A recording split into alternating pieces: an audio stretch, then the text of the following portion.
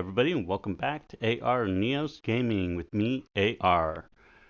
First off, I'll go ahead and apologize for not having a video out in such a long time. Moving to Germany was a little bit more difficult than we thought it was. Well, at least getting set up to record. But now we are back. And unfortunately, there were some unfortunate creative differences in the art craft. And we have moved on. We are now in DreamKraft. Which reminds me, I'll be right back. And there we go, mateys. We have taken on the pirate life. So let's get our gear back on. And we will move along and get our initial tour of the DreamKraft world going. So, we have been playing in a bit. Like I said before, we just haven't been able to really record. So here we have our spawn trap to catch those unwanted guests. Next door we do have a gaming district. Still in the process of getting some games in here. One of these, this one right here, and that, well, two of these. That one and this one are both mine. We got Minecraft Connect 4, which works with the concrete gravel blocks, or concrete powder blocks. And then we also have, this is going to be Chorus Loot, a prize-winning game, which we'll get that built soon as well. And of course we have our spawn area, which has our nether portal, which does lead to our post office boxes. We can drop off goodies for anybody else, any of the other players in the world. And our end portal, which is like right there. And then of course, if we follow the path this way, it'll lead us to our shopping district. Now this is survival. It is not 100% vanilla survival, for we have done a couple of mods inside the game itself, basically. And we have, you can see, we have a villager breeder right there. But it's not your normal villager breeder. Here, let's go ahead and go back over this way.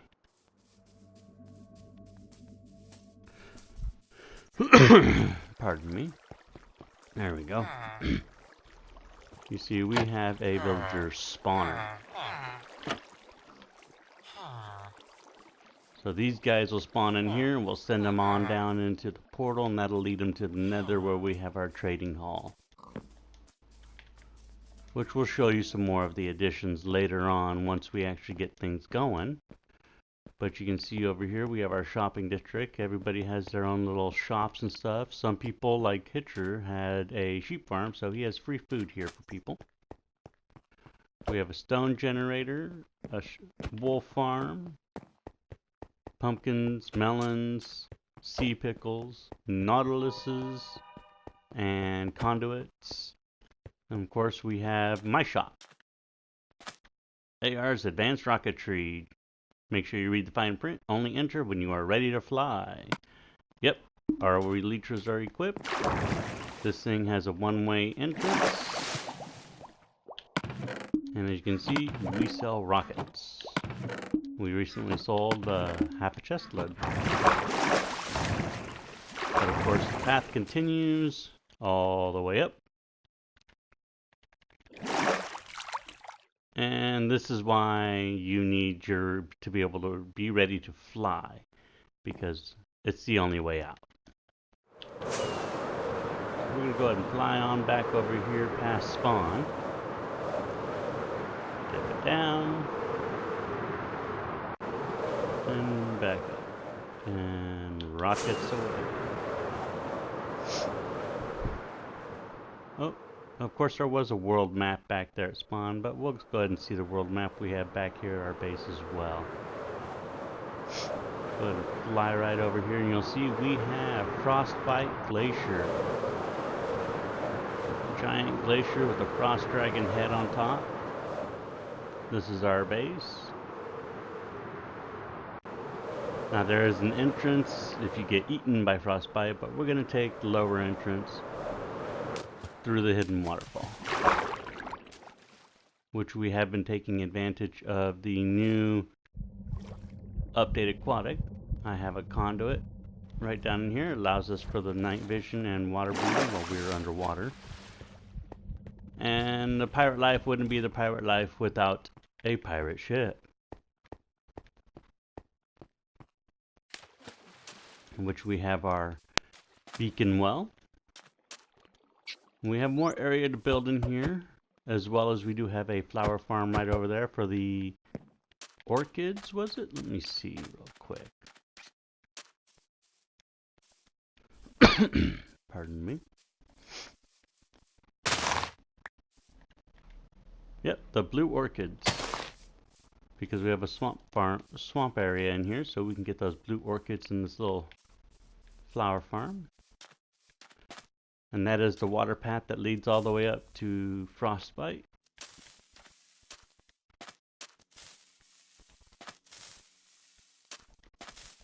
There must be a creeper near. Oh, and there he is. I hear you. Right here in the captain's quarters, we have Cotton's Parrot and Captain Jack.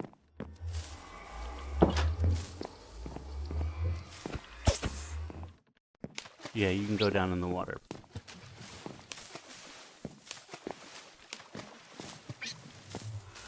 Of course, down in here we have the belly of the boat, along with our nether portal. Go ahead and get our doorway open and we can walk right on into our hidden base. Close our door behind us and we have our world map. You can see right there is spawn. And then right there is our glacier island. Later on we'll take some tours. We'll go see, we got Big Smack 66 over down here in the southwest map. Dreamhitcher, i.e. DreamKraft, owner of the server, right down here in the southern map. In the eastern map we have Cupcake Kitty, who has a Robinson Island treehouse area. We'll go check that out, as well as a Guardian farm. And then GimmieDatGaming. He's got his place way up over here, as well as the potion school over by the shopping district.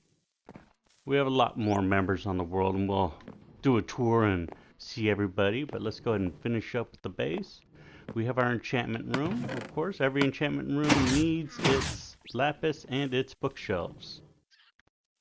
So I'm going to put the lapis back, and the bookshelves get put away as well. Go right down under here, and we have the path that leads down to our treasure map room. All of these are treasure maps, of which we have found the treasure for, and then we got extra maps as well. Some of these single, double, even triple treasures on a single map. Best one of all, the first map we found in this world, which is also why we chose this base. This had a iceberg area right here with the pirate ship, and we expanded onto it. Right back here we also have our sugarcane farm, which you can see it really pumps out, almost 100% lossless if one of the minecarts would quit breaking. Which right here we have access to our mine shaft and the maintenance tunnel for our sugarcane farm, which, okay, the inside minecart is running. Sometimes on the other side one of the mine tracks breaks and I have to reset it. Easy fix. Another advancement with the updated aquatic, we have ourselves a little coral reef aquarium, and we have our live fishies in there. There's Puffy. Don't mess with him. He'll get mad. Go on down this way and we have our storage room. Double floor. The only farm we have up here, cocoa bean, little instant cocoa bean farm, which of course I don't have any bone meal in here. Nope. But we hit that with the bone meal and boom, pop it off and we triple our cocoa beans. Got ourselves some mushrooms here. Someone tried pranking us, throwing a couple of these guys into our area, and we decided to breed them up. As you can see, we have Shanghai beef, Kong Pao, Saskatchewan, and of course, and then we have our million item sorter, million item shulker vault. Thank you, Cub Fan, for the design. And then added onto it, we do have some little shulker boxes over here. Here, let me. I forgot to grab this one earlier. Pop that guy off and that one. And we're gonna go on up. Right here was our smooth stone. As you can see, let's go ahead and take a bit out of this. Put that guy in there. We'll go ahead and.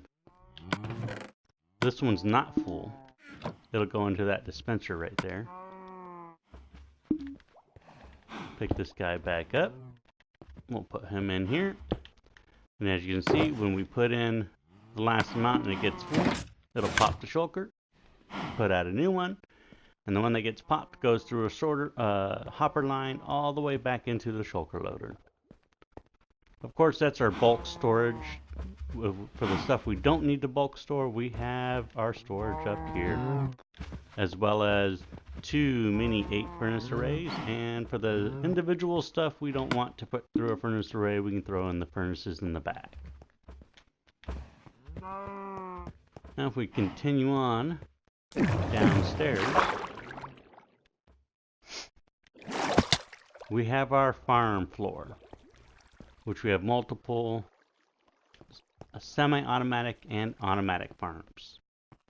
We have our wheat, our potato, and our carrot farms all flushed and then replanted by myself, unfortunately. Haven't fully got our villagers in here to automate it. Melon and pumpkin farm. Push the button to pop them, run through and pick them up. And these things will grow back like crazy. Go ahead and separate them as we store them. We have our automatic cactus farm. Isn't doing too bad. Our chorus fruit farm. This is for the chorus loot game. You can see I popped off most of the chorus fruit flowers already. Pardon. But then instead of going through and punching out each of the chorus plants, I can just pop the water and it'll pop it all and flush all of the chorus fruit.